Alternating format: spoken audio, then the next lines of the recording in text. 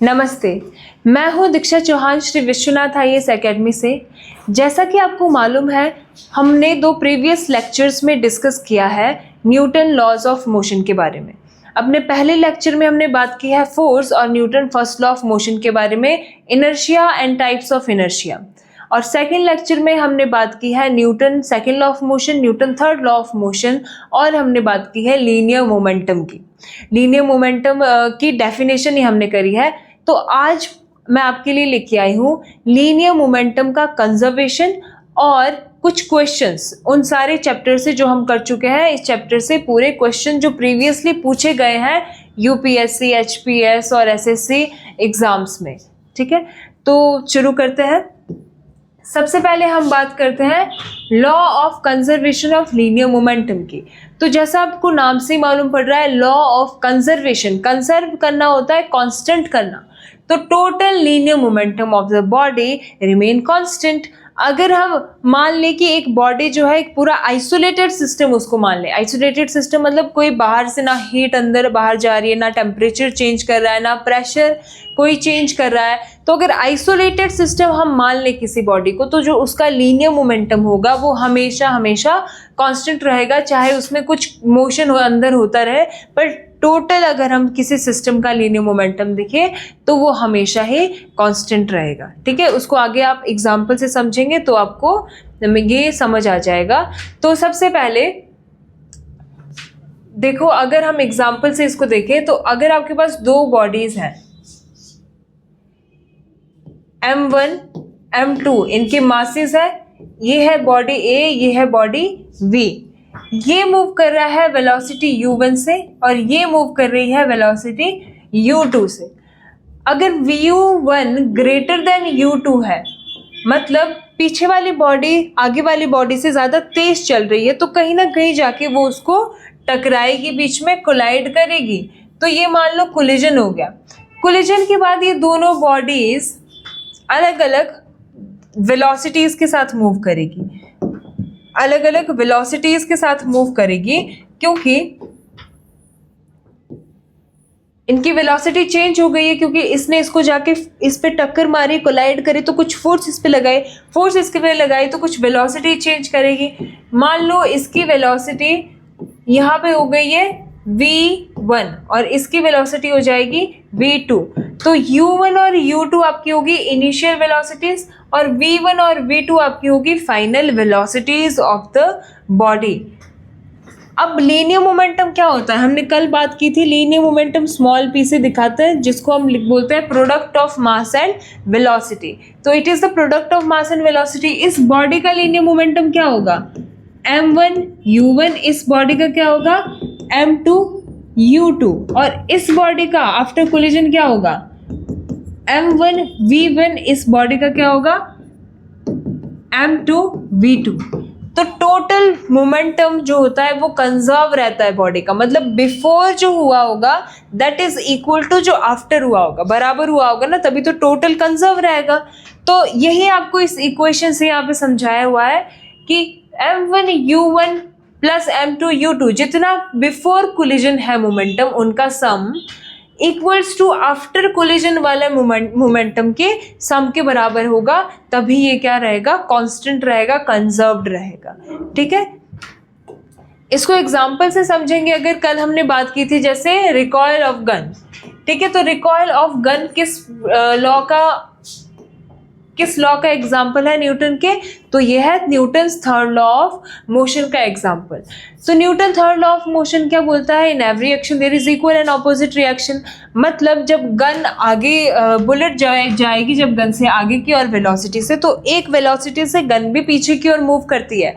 पर ये मूव करती क्यों है, जो ये एक्शन रिएक्शन पेयर बन रहा है, ये एग्जाम्पल तो न्यूटन थर्ड लॉ का है। पर अगर हम इसके कॉज को देखें कि ये कॉज क्यों हो रहा है, Newton third law of motion में जो एक्शन के बाद रिएक्शन पेयर मिल रहा है, वो क्यों मिल रहा है? तो that is due to law of conservation of linear momentum. Linear momentum को कंजर्व रखना है क्योंकि कांस्टेंट रखना है, तो उसी कांस्टेंट रखने के लिए ही वो मूवमेंट होता है, वो रिएक्शन बॉडी का होता है।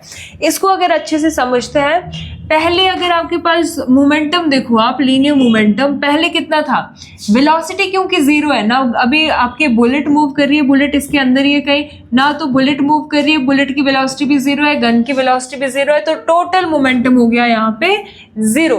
पर अगर हम आफ्टर कोलिजन, आफ्टर फायरिंग देखें, आफ्टर फायरिंग क्या होगा? बुलेट आगे निकल के चली गई। मान लो मैं कुछ इनको नंबर्स, न्यूमेरिकल वैल्यूज दे देती हूँ इसको इजी समझने के लिए। तो मान लो बुलेट का मास है 2 या फिर 0.2 kg ले लेते हैं, 0.2 kg बुलेट का मास है, और ये वेलोसिटी से, किस वेलोसिटी से आगे की ओर जा रहा है? ये आगे की ओर मूव करती है वेलोसिटी 5 मीटर पर सेकंड से।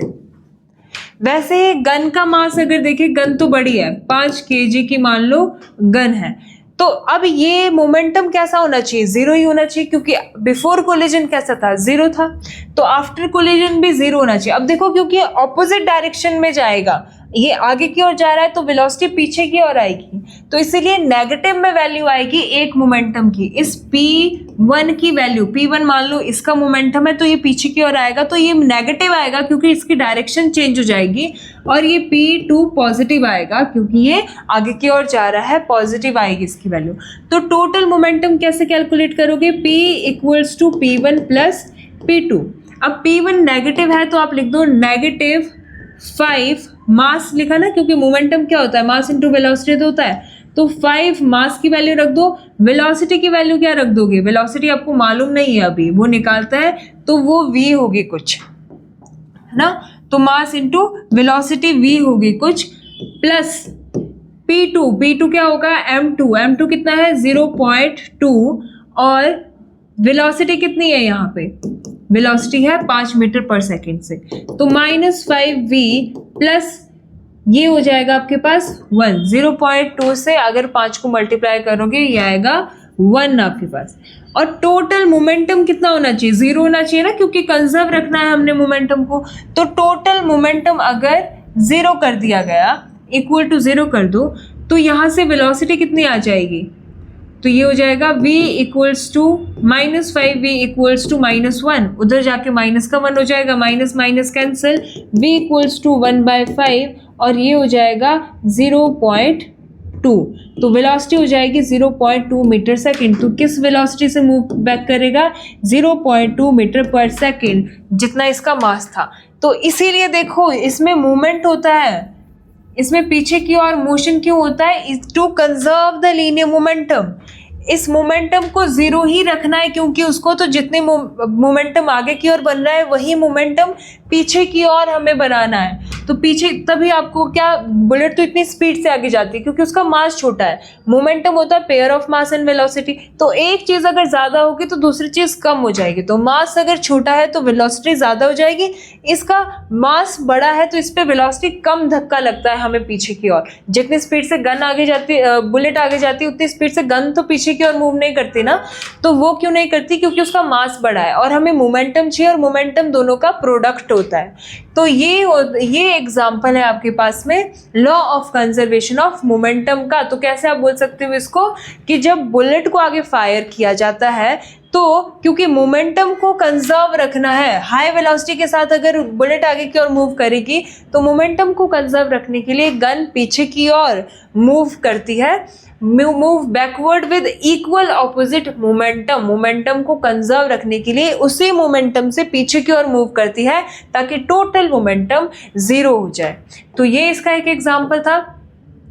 अगला एग्जांपल देखते हैं, रॉकेट प्रोपल्शन। अब रॉकेट प्रोपल्शन क्या होता है? जब रॉकेट को लॉन्च किया जाता है ना, रॉकेट को जब लॉन्च करते हैं तो अब एक आप समझ चुकी हो, एक चीज़ समझ चुकी हो तो ये इजीली समझ जाओगे, इसमें मैं ज़्यादा नहीं बताऊंगी। ये जो मास है, इसका कुछ मास है और कुछ वेलोसिटी से इसको आपको ऊपर भेजना है। हाई स्पीड से रॉकेट को भेजना पड़ेगा क्योंकि आपने उसको अर्थ की एस्केप वेलोसिटी से बाहर भेजना है। तो अर्थ की एस्केप वेलोसिटी से बाहर भेजने के लिए उस पर बहुत ज़्यादा एक आपको वेलोसिटी देना पड़ेगा। बहुत ज़्यादा वेलोसिटी कैसे दोगे? जितना वेलोसिटी से ये क्या करता है, अपना फ्यूल पीछे की ओर छोड़ता है। ये क्या करता है, आपने देखा होगा रॉकेट जब लॉन्च होते हैं तो बहुत एक फ्यूल पीछे की ओर छोड़ता है बहुत ज़्यादा वेलोसिटी से। तो जितनी ज़्यादा वेलोसिटी से ये फ्यूल पीछे की ओर आएगा उतना ही ज़्यादा इसको क्या देगा, धक्का मिलेगा ऊपर जाने के लिए, एक पुश मिलेगा ऊपर जाने के लिए, क्योंकि इसको मोमेंटम को कंजर्व कराना है। जो एक्शन हो रहा है उसका एक रिएक्शन मिलेगा, रिएक्शन पेयर मिलेगा। ये न्यूटन थर्ड लॉ यहाँ पे हो रहा है। पर न्यूटन थर्ड लॉ का कॉज पूछा जाता है तो कॉज क्या होता है, to conserve the linear momentum. जो रिएक्शन पेयर आ रहा है वो आ रहा है कंजर्व करने के लिए, ठीक है, लीनियर मोमेंटम को। तो देखो जब क्या होता है, this expulsion of gases created, जो ये गैसेस होती है, फ्यूल होता है, ये डाउनवर्ड मोमेंट में आता है एक बहुत ज़्यादा फोर्स के साथ में, वेलोसिटी के साथ में। तो इसी वजह से क्या होता है, rocket gain equal and opposite momentum, और रॉकेट को भी बराबर और ऑपोजिट मोमेंटम मिल जाता है डायरेक्शन में, ऊपर वाले डायरेक्शन में। और इससे क्या होता है, प्रोपल्शन हो जाता है, रॉकेट जो है वो अर्थ की इसके वेलोसिटी से बाहर निकल जाता है। एक और एग्जाम्पल देखेंगे, न्यूटन थर्ड लॉ का ही एग्जाम्पल है, जंपिंग फ्रॉम अ बोट। आप एक बोट से, जब आप एक शोर पे होते हो, सी शोर पे, किनारे पे जब होते हो, आप जंप कर रहे होते हो अगर बोट से, तो आप क्या करते हो, आप अपने एक पीछे वाले पैर से बोट को पीछे की ओर धक्का मारते हो ताकि आपको एक पुश मिलता है आगे जाने के लिए, है ना, ताकि आप शोर पे इजीली और उससे सेफली लैंड कर जाओ, है ना।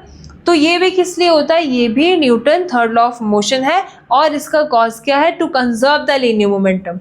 जितनी वेलोसिटी से पीछे की ओर धक्का पड़ेगा, इसका भी कुछ मास है, वेलोसिटी है, तो मोमेंटम कुछ इस डायरेक्शन में गया, तो वही मोमेंटम इसको क्रिएट करना है इस डायरेक्शन में, तो क्योंकि इसको कंजर्व करना है लीनियर मोमेंटम, पूरे टोटल लीनियर मोमेंटम को जीरो करना है, ठीक है। तो ये आपने सारे एग्जांपल याद रखना है। सिमिलरली आपके पास स्विमिंग का एग्जांपल होता है, हम पानी को जितने फोर्स से पीछे की ओर धकेलते हैं, पानी हमें उतने ही फोर्स से आगे की ओर धकेलता है, उतना ही मोमेंटम वो हमें आगे की ओर देता है, ठीक है। तो ये सारे आपके एग्जाम्पल हैं Newton third law of motion के। और ये क्या करते हैं, ये क्यों होते हैं, इनका कॉज क्या है, इसका जो ये रिएक्शन और एक्शन रिएक्शन पेयर बनाते हैं, इसका कॉज है to conserve the linear momentum. कुछ क्वेश्चंस की बात कर लेते हैं जो प्रीवियसली पूछे गए हैं। जैसे पहला question, a body of mass 5 kg is moving with velocity of 10 metre per second, there the force required to stop the body in 2 seconds। अब देखो पहले कि आपको दिया क्या क्या है, आपको दिया है सबसे पहले मास ऑफ 5 kg, तो m दिया है 5 kg with velocity of, velocity दिया है 10 मीटर पर सेकेंड, और आपको टाइम दिया है, कितने टाइम में आपने स्टॉप करना है, 2 seconds के अंदर स्टॉप किया। तो आपको निकालना क्या है, द फोर्स रिक्वायर्ड, फोर्स निकालनी है।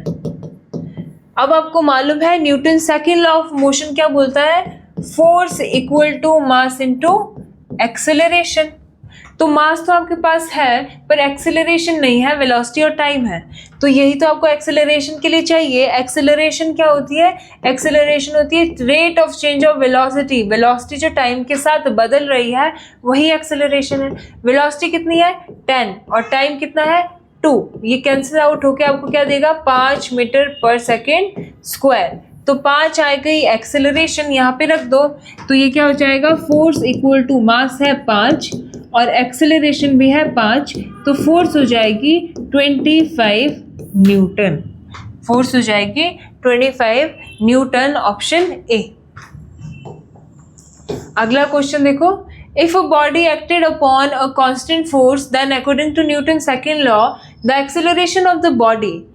अगर कांस्टेंट फोर्स एक बॉडी पे लगाई जा रही है, एक कोई बॉडी है, इस पे कांस्टेंट फोर्स लगाई जा रही है, तो जो इसकी एक्सेलरेशन होगी वो मास और वेलोसिटी के साथ कैसे चेंज करेगी। अब न्यूटन सेकेंड लॉ से इसको देखेंगे, force equals to mass into acceleration होता है, यहाँ से एक्सेलरेशन क्या हो जाएगा, फोर्स अपॉन m। मतलब एक्सेलरेशन एक तरह से मास के इन्वर्सली प्रोपोर्शनल होगी। अगर एक्सेलरेशन घटेगा मास बढ़ेगा, और मास बढ़ेगा एक्सेलरेशन घटेगा। तो देखो क्या बोला है आपको, acceleration of the body increase as the mass of the body increase, गलत हो गया क्योंकि एक्सेलरेशन या इंक्रीज करेगा उस टाइम पे मास को डिक्रीज होना पड़ेगा। अगर एक्सेलरेशन डिक्रीज कर रहा है तो मास को इंक्रीज होना पड़ेगा। Decrease as the mass of the body increase, ये सही हो गया। Increase as the velocity of the body increase, acceleration जो होगा वो वेलोसिटी के साथ बढ़ेगा नहीं, है ना, एक्सेलरेशन वेलोसिटी के साथ नहीं बढ़ेगा। और decrease as the velocity of the body increase, तो ये भी गलत हो गया। अगर हम मास के साथ ही इसको देख सकते हैं क्योंकि जो फोर्स और एक्सेलरेशन और मास का आपस में रिलेशन है वो यही वाला रिलेशन है, यहाँ से आप ये फाइंड आउट कर सकते हैं। ठीक है, तो ऑप्शन नंबर बी इसका हो गया सही। A person is sitting in a car moving with a uniform velocity. The force required to keep the person in the same position is, एक क्या है, कार मूव कर रही है यूनिफॉर्म वेलोसिटी के साथ, यूनिफॉर्म वेलोसिटी के साथ एक कार मूव कर रही है। Force is required to keep the person in same position, उसी पोजिशन में अगर आपको एक कांस्टेंट के साथ ही मूव कर रही है, कांस्टेंट वेलोसिटी के साथ, अगर पर्सन को इसी पोजीशन में रखना है, ठीक है, अगर ये मूव ना करे, ना ये पीछे की ओर जाए ना ये आगे की ओर जाए, ये इसी जगह पे रहे, तो आपको क्या करना होगा, कितनी फोर्स लगानी होगी, तो जीरो, कुछ भी नहीं करना आपने, क्योंकि वो कांस्टेंट वेलोसिटी से जा रही है। अगर कांस्टेंट वेलोसिटी से जाती रहेगी तभी वो उसी पोजीशन में रहेगा। और कांस्टेंट वेलोसिटी अगर आप कोई फोर्स ना लगाओ तो कांस्टेंट ही रहेगी हमेशा वेलोसिटी। अगर देखो equal to the weight of the person, तो आपको क्या बोला, फोर्स कितनी लगानी जितना उसका वेट होगा, नहीं, आपको कोई फोर्स नहीं लगानी उस पर। अगर फोर्स लगाओगे तो आगे की ओर मूव करेगा तो मूवमेंट होगा बॉडी में। Equal to the force exerted by the car on the person, नहीं, कार ऑलरेडी पर्सन पे लगा रहा है, उतना और लगा देंगे तो फिर से आगे की ओर जाएगा। Equal to the frictional force between the person and the seat, नहीं, तो आपको कोई फोर्स नहीं लगानी क्योंकि वो कांस्टेंट वेलोसिटी के साथ ही पहले से मूव कर रहा है, यूनिफॉर्म वेलोसिटी के साथ मूव कर रहा है। A body of mass 2 kg is moving, आपको बोला है मास कितना है 2 kg is moving with the velocity of, velocity कितना दिया है 5 मीटर पर सेकेंड। आपको बोला है मोमेंटम ऑफ द बॉडी क्या होगा, तो आपको मालूम है, ये सिंपल है, देखो बस फॉर्मूला मालूम होना चाहिए, बाकी तो आपको आ जाएगा। तो मोमेंटम होता है मास इनटू वेलोसिटी, मोमेंटम क्या होगा p, मास क्या होता है 2 दिया हुआ है, 2 दिया है आपको, और वेलोसिटी कितनी दी है 5 दी है, तो टोटल मोमेंटम कितना होगा 10, तो 10 kg मीटर पर सेकेंड, तो 10 kg metre per second, option number B आपके पास आ जाएगा। अगला देखेंगे, When a bus starts suddenly the passenger are pushed back, जब अचानक से बस चलना शुरू करती है तो एक इंसान को पीछे की ओर धक्का लगता है, तो कौन सा लॉ है ये, तो हमने डिस्कस किया है Newton first law of motion है ये, जो इनर्शिया, अगर न्यूटन का ना दिया होता, आपको ऑप्शन में दिया inertia of rest, inertia of motion, inertia of direction, क्या है इनमें से ये, तो जब बस सडनली चलना शुरू कर रही है, तो चलना शुरू कर रही है, इससे पहले वो थी रेस्ट पे, तो रेस्ट से अगर वो मोशन में आई है तो इनर्शिया ऑफ रेस्ट है उस पे लगा हुआ, मतलब ह्यूमन बॉडी, वो जो पर्सन है वो अभी क्या, वो रेस्ट पे ही रहना चाह रहा है, वो मूव नहीं करना चाह रहा है बस के साथ, तो इनर्शिया ऑफ रेस्ट होगा। और इस केस में होगा Newton first law of motion, क्योंकि Newton first law of motion को ही इनर्शिया, लॉ ऑफ इनर्शिया भी बोला जाता है। ठीक है, When a person jump from a boat, अभी हमने डिस्कस किया boat to on to the dock, है ना, बोट से जब वो डॉक पे कर आता है तो the boat move backward, boat जो है वो पीछे की ओर जाना शुरू करती है। This is the example of Newton third law of motion का एग्जाम्पल है ये, है ना, this is the example of Newton third law of motion, क्योंकि क्या बोला कि अगर वो पीछे की आगे की ओर जा रहा है तो वो आगे की ओर मूव कर रहा है, तो जो बोट पे वो पीछे की ओर धक्का दे रहा है, तो बोट पे अगर पीछे की ओर धक्का दे रहा है तो तभी उसको बोट एक पुश करती है ताकि वो डॉक पे इजीली जा सके, है ना। तो Newton third law of motion, in every action there is equal and opposite reaction. पर इसी क्वेश्चन को अगर इस तरह से पूछ लिया जाता, इट इज एन एग्जाम्पल, वो नहीं पूछा जाता, आपको पूछ लिया जाता कि क्यों ऐसा होता है, the boat move backward, why, तो आप बोलोगे टू कंजर्व द, नहीं इसमें नहीं, to conserve the linear momentum, है ना, वो दिया होगा आपको ऑप्शन में फिर to conserve the linear momentum, अगर कॉज पूछा जाए तो, है ना, लीनियर मोमेंटम। अगला देखो, rocket move forward because hot gases are expelled backward. This is an example of, rocket जो है वो ऊपर की ओर जाता है और गैसेस को पीछे की ओर छोड़ता है। तो किसका एग्जाम्पल है? सेम अभी हमने डिस्कस किया, example of Newton third law of motion, और कॉज क्या होगा? Conservation of linear momentum. ठीक है, अगला, the car accelerate uniformly. Car में एक्सेलरेशन हो रही है कितनी? Accelerate uniformly from 18 kilometre per hour to 36 kilometre per hour in 5 second. मतलब वेलोसिटी जो उसकी इनिशियल है वो है 18 किलोमीटर पर आवर, और जो फाइनल वेलोसिटी है that is 36 kilometre per our. आपको बोला है एक्सेलरेशन कितनी होगी। ठीक है, कितना टाइम भी दिया हुआ है, टाइम दिया है 5 सेकेंड। तो आपको मालूम है एक्सेलरेशन क्या होती है? Change of velocity with respect to change in time. Change in velocity कितना हुआ है? Final velocity minus initial velocity, मतलब 36 माइनस 18 अपॉन 5। ठीक है, तो ये क्या हो जाएगा आपके पास? 36 माइनस 18 हो जाएगा 18 अपॉन 5, तो ये आएगा 3.6, है ना। तो आपको approximately 3 metre per second square कर सकते हो। ठीक है, ये ऑप्शन इसमें सही होगा एक्सेलरेशन का। अगला देखो, which one of the following has maximum inertia. अब इनर्शिया हमने डिस्कस किया था, इनर्शिया किस पे डिपेंड करता है? मास पे डिपेंड करता है। कोई आपके पास में एक बड़ा पत्थर है, कोई एक छोटा पत्थर है, किसका इनर्शिया ज्यादा होगा? इनर्शिया क्या होता है? कौन आपको ज्यादा ऑपोजिशन दिखाएगा, कौन आपको ज्यादा रेजिस्टेंस देगा मूवमेंट के लिए। तो अगर आप छोटे पत्थर को हिलाओगे वो इजीली मूव कर जाएगा, पर बड़े पत्थर पे जब आप फोर्स लगाएंगे वो आपको ज्यादा ऑपोजिशन या ज्यादा रेजिस्टेंस दिखाएगा। तो इनर्शिया हमेशा बड़ा होगा जिसका मास बड़ा होता है। ठीक है, तो inertia is directly proportional to mass of the body. तो क्वेश्चन क्या है? किसका मैक्सिमम इनर्शिया है? एक एटम का, एक मॉलिक्यूल का, 1 रुपी कॉइन का, या क्रिकेट बॉल का? तो जिसका मास सबसे बड़ा होगा उसका ही इनर्शिया सबसे बड़ा होगा। एटम का मास बहुत छोटा होता है, मॉलिक्यूल का थोड़ा बड़ा होता है, 1 रुपी थोड़ा बड़ा होता है, पर क्रिकेट बॉल इन सब में सबसे बड़ा होता है। तो क्रिकेट बॉल का इनर्शिया सबसे ज्यादा होगा इनमें से। Which among the following activities is not an example of the third law of motion? इसमें से दी गई एक्टिविटीज में कौन सा एग्जाम्पल थर्ड लॉ का नहीं है? तो रनिंग पहली बात बोली। तो रनिंग में अब कल हमने डिस्कस किया था, वॉकिंग और रनिंग में Newton third law of motion लगता है। जब आप अपना फीट नीचे रख रहे हैं यहाँ पे सरफेस पे, तो आप नीचे की ओर एक फोर्स लगा रहे हैं, और वैसे ही नीचे की ओर फोर्स लगा रहे हैं, और क्या कर रहे हैं? पीछे की ओर भी फोर्स लगा रहे हैं। तो पीछे की ओर फोर्स लगा रहे हैं, रिजल्टेंट फोर्स यहाँ लग रहा है। नीचे की ओर लग रहा है आपका वेट, पीछे की ओर लगा रहे हैं आप, चलते हुए आप पीछे की ओर एक धक्का दे रहे हैं, तो ये आप फोर्स लगा रहे हैं। तो रिजल्टेंट फोर्स यहाँ लगता है, रिजल्टेंट। तो ये वाला फोर्स ही क्या करेगा? वापस आपको एक नॉर्मल रिएक्शन देगा, और ये वाले फोर्स का ऑपोजिट आपको मिलेगा यहाँ पे आगे की ओर एक, पीछे आगे की ओर एक रिजल्टेंट फोर्स मिलेगा। तो इसमें भी क्या होता है? एक फोर्स लगा रहे होते हैं आप चलते हुए, और आपको इसीलिए पुश मिल रहा होता है और चलने में हेल्प मिल रही होती है आगे की ओर। ठीक है, तो ये होता है, ये भी न्यूटन थर्ड लॉ का होता है। तो रनिंग और वॉकिंग दोनों के दोनों में Newton third law of motion लगता है। तो ये तो है एग्जाम्पल। स्कीइंग बोला है ना, तो स्कीइंग नहीं होगा इसका एग्जाम्पल। स्कीइंग में क्या होगा?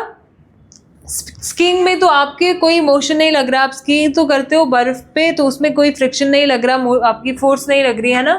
साइकिलिंग में भी लगता है, साइकिल करते हो आप, पैडल करते हो, फ्रिक्शनल फोर्स पीछे की ओर लगती है, और वो ही फोर्स आप पे एक धक्का लगाती है आगे की ओर पैडल करते हो जब आप, उससे वजह से आप पीछे की ओर पैडल करते हो, आगे की ओर आपको एक पुश मिलता जाता है। ठीक है, तो ये भी Newton third law of motion से होता है। और वॉकिंग ऑन बोट, ये भी वॉकिंग तो हमेशा Newton third law of motion से ही होता है। तो ये तीनों है, पर स्कीइंग जो ऑप्शन बी है वो एग्जाम्पल नहीं है Newton third law of motion का। ठीक है, तो ये थे कुछ क्वेश्चन आज के। तो आज के लेक्चर में इतना ही, अगली बार मिलते हैं एक नए टॉपिक के साथ। थैंक यू, जय हिंद।